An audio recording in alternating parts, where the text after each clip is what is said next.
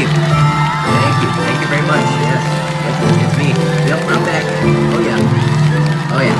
Keep that round of applause going. You know, it's the main event here. Main event. I haven't actually used this format in a while, but I really like this little like patchwork Batman, avatar thing, and I love this Batcave background. So I think I'm gonna try to stick with it instead of the dumbing it down to just a single image and a face cam. That way I can actually, put up some images, So welcome back to the Ghostly Scream Hour. It's not going to be an hour, though, I promise.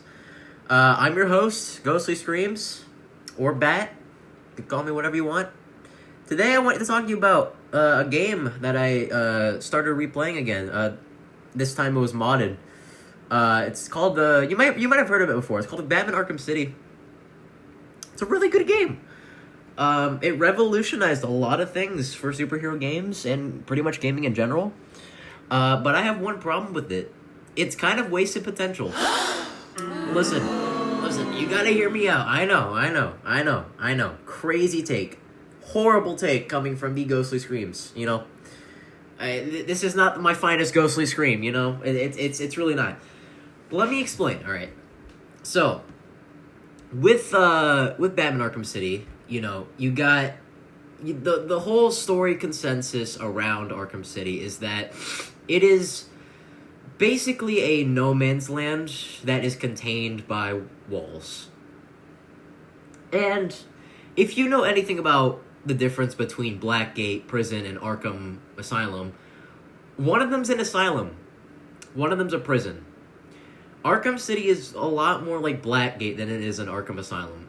And I think a big way to fix that is to change Arkham City, like the way it works entirely. I'm basing a lot of the visuals of how I would change Arkham City on the concept art of the game. I think it is magnificent. I'll show you some concept art here over these next few good handful of seconds. So, with Arkham City, I like the idea of it being a huge, kind of like Absolute Batman. I'm drawing a lot of inspiration from Absolute Batman as well to form my thoughts on this. But you know how in Absolute Batman there's Arkham, and it's like a black site, where every villain is being made, pretty much. Killer Croc, Poison Ivy, Man-Bat, Clayface, all of that. So, I thought with Arkham City, it would be a black site, basically, where intensive treatment is being taken place. It's overseen by Hugo Strange, entirely him. There's many doctors involved. Maybe Dr. Young, maybe other characters, here and there. So with my thought process, I'm thinking of an Arkham City.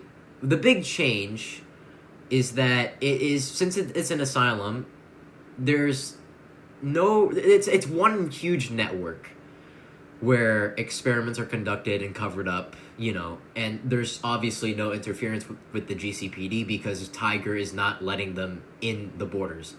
So it is just one huge network of an Arkham Asylum. It is so dense that Batman would not know where to begin with, taking it down. It would be a huge problem. And another thing that I would like to bring up is Protocol 10. I am not a huge fan of how Protocol 10 works. It is hyped up across the entire game, and the climax of it is just helicopters blasting. I think that is really lame. I think it would be really cool if Protocol 10 was a bioweapon of at the very set off at the very top of Wonder Tower, and it dropped a gas, kind of like the Amazing Spider-Man with the lizard thing.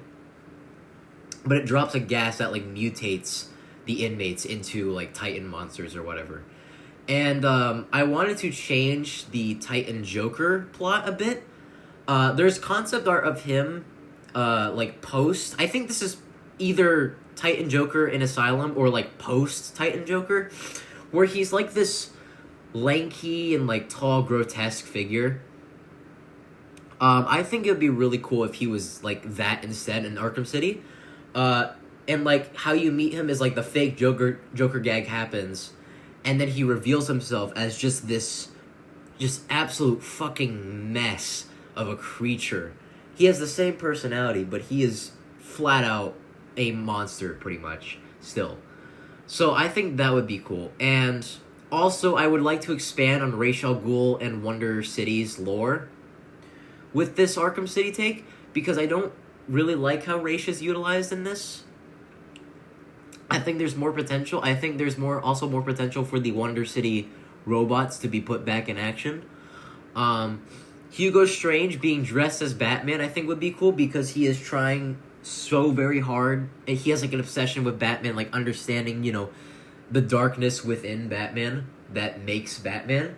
So he wants to kind of convince himself that he would probably be somewhat like a more, sufficient Batman or whatever with what he's doing.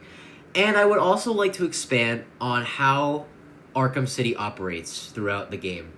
I would like multiple villains to be, like, absolutified, pretty much. Ivy, especially. I'll show you some art of what I mean with Ivy. I want her to be a major plot point, and especially a huge visual storytelling method of body horror. I want her to just become a biblically accurate angel boss fight. Like, completely off the wazoo. I want this shit to be psychedelic, like, completely.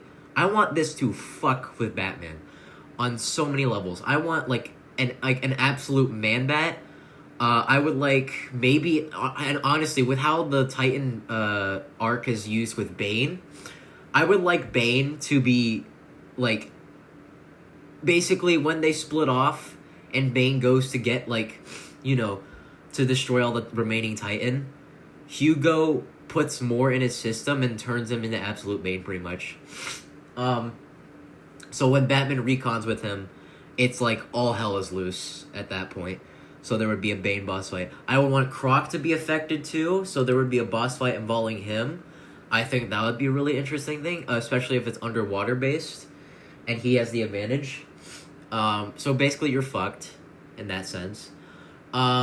There's just so much potential. You could do so much with Clayface, Instead of putting him at the end of the game, I would put him in the middle of the game as like an actual boss fight.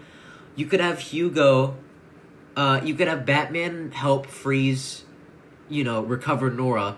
But when he does, Hugo gets his hands on Freeze himself and turns him into Absolute Freeze, like some sort of adjacent thing to Absolute Freeze. And I was thinking of towards the end of the game where, the gas is unleashed and inmates are turned into monsters, like Titan Joker, basically just Titan monsters from Arkham Asylum. Since Batman's already infected with Joker's blood, he uses the Titan to become a monster himself, and you get a temporary segment where you get to fight off the Titan monsters, obviously not killing them, but you get to easily incapacitate them, or neutralize them a lot, more efficiently with, your Titan. And there would be a segment where you're basically just a huge brute kind of thing. But I would really like to see how Batman, he is put into a position where he feels so small and is put into a world like its own, like Arkham City is its own world at that point. Like, like that meme going around the Arkham subreddit of Arkham World is the sequel? Basically, this is what I mean. It is such a dense location. Basically, what I'm trying to say is I don't like how Arkham City just feels like no man's land, but contained. And we already got a no man's land in Arkham Knight. Let's be honest, it's 2 no man's land stories in a row. Honestly, 3 if you really wanted to count Origins in a way. But yeah, those were some of my thoughts on how I would expand on on Arkham City. Sorry, not Absolute Batman. But let me know what you guys think, because I think Arkham City had the potential to do more. I know it's a 2011 game, so they obviously wouldn't have the technology, but if it was made in the modern day with gaming, with how far technology has come, I think it could be something really special. But those are just my thoughts. Let me know what you guys think. With that being said, that concludes this Ghostly stream, and I'll see you next time. Goodbye.